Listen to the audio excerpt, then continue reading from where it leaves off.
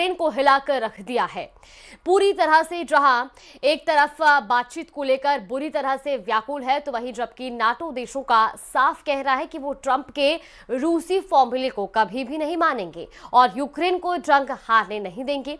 हालांकि रूस ने कम से कम 200 मोर्चों पर यूक्रेन के चिथड़े उड़ाकर रख दिए हैं, जबकि रूस को परमाणु धमकी देने वाले ट्रंप की बोलती बंद हो गई है। अब दावा यह किया जा रहा है कि ट्रंप के विशेष दूत स्टीव विटकॉफ की एक कॉल लीक की वजह से ट्रंप का पूरा परमाणु प्लान फेल हो गया है।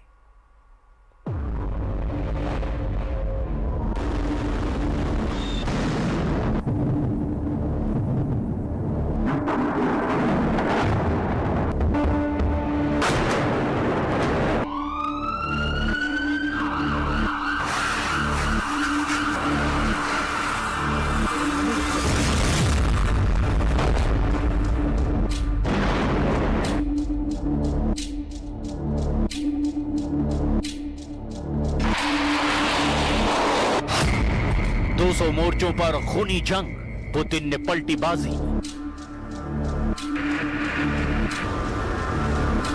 पुतिन ने वाकई रूस यूक्रेन जंग में बाजी पलट कर रख दी है। जिस रूस ने 24 फरवरी 2022 को यूक्रेन पर भीषण हमले शुरू किए थे, आज उसी रूस की शर्तों पर युद्ध विराम की बातें हो रही है।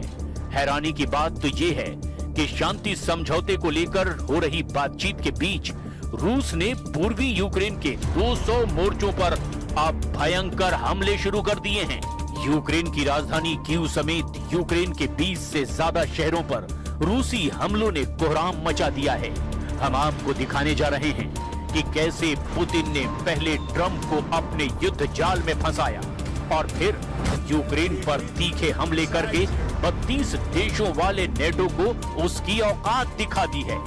आज यूक्रेन से लेकर यूरोप तक और यूरोप से लेकर अमेरिका तक सभी पुतिन के जंगी पैतरों के सामने चित हो चुके हैं। हम आपको दिखाने जा रहे हैं कि पूर्वी यूक्रेन के 200 मोर्चों पर कब्जा करके कैसे रूस पूर्वी यूक्रेन के लगभग 55% इलाके पर कब्जा करने वाला है।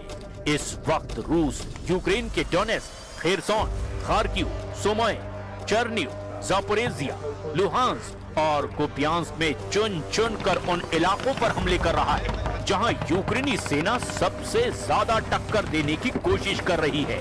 जबकि कुछ रिपोर्ट के मुताबिक रूस यूक्रेन के पोक्रोवस्क पर 66% से ज्यादा इलाके पर कब्जा कर चुका है, जिसे यूक्रेनी सेना के लिए सबसे गंभीर और तगड़ा झटका माना जा रहा है। हैरानी की बात तो ये है कि हारते यूक्रेन को जिताने के लिए यूरोप और नेटो के 10 से 12 देश अभी भी एड़ी चोटी का जोर लगा रहे हैं, जिसमें नेटो देश Germany, France, Britain, Poland, 3 Baltic देश हर हाल में रूस की जीत को रोकने की कोशिश में जुटे हैं।